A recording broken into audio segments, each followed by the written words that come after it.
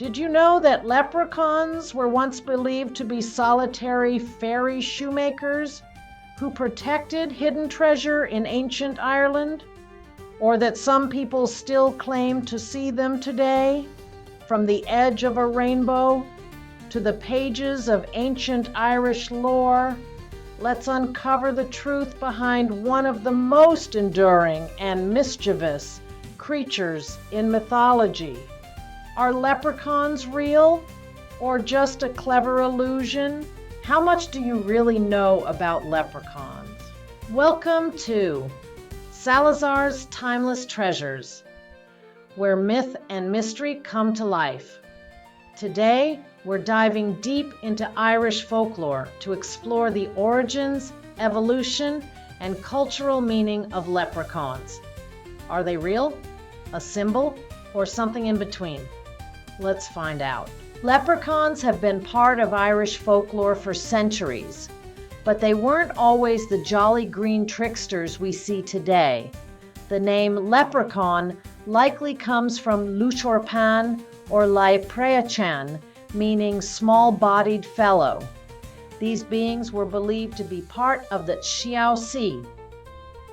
The fairy folk descended from the Tuatha De Danann, an ancient race of supernatural beings in Irish mythology. Early stories described them as small, solitary fairies who lived in remote places, working as cobblers, shoemakers for the rest of the fairy world. Why shoes? One legend says that fairies dance so often. Someone has to repair their shoes. They were clever, mischievous, and fiercely protective of their gold. One of the oldest known references comes from an 8th century tale where King Fergus MacLady falls asleep by the shore and is dragged into the sea by 3 leprechauns. He catches them, and they grant him wishes for their release. Today, we picture leprechauns in green coats, top hats, and buckled shoes. But early Irish legends describe them quite differently. Originally, leprechauns wore red coats, not green. Some stories even mention tri-corner hats and beards as shiny as copper. Over time, especially with the spread of Irish culture abroad, the image evolved into the saint. Patrick's Day version we recognize today. They were never evil, but they were cunning. Clever enough to twist your words, trick your eyes, and laugh while doing it. They outwit even the cleverest captors. Even now, folklore says that if you catch a leprechaun and keep your eyes on him, he can't escape. But the moment you blink, poof, he's gone. And speaking of modern imagery, ever wonder why leprechauns are so often shown surrounded by shamrocks and 4-leaf clovers? The truth is, they weren't originally connected.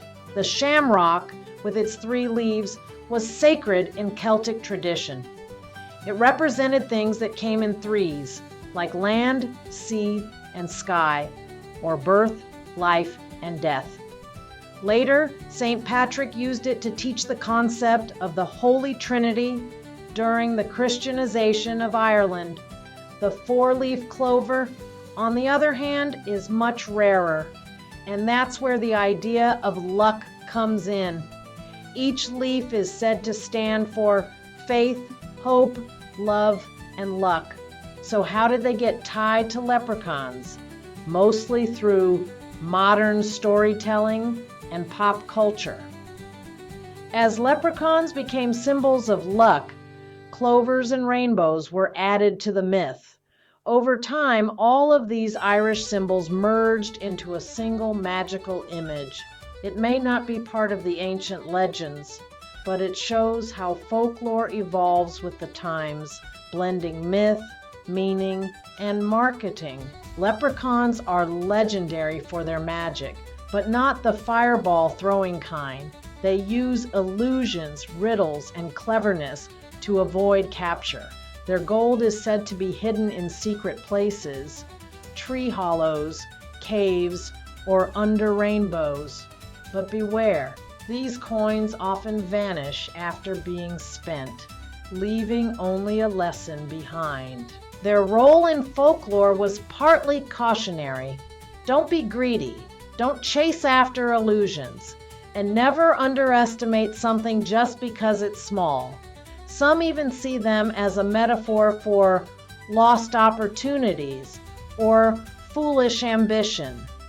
A trickster version of be careful what you wish for. Folklore is full of strange and compelling leprechaun tales. In one story, a man captures a leprechaun and forces him to reveal where his gold is buried. The man ties a red ribbon around the tree to mark the spot, but when he returns, every tree in the forest has a red ribbon.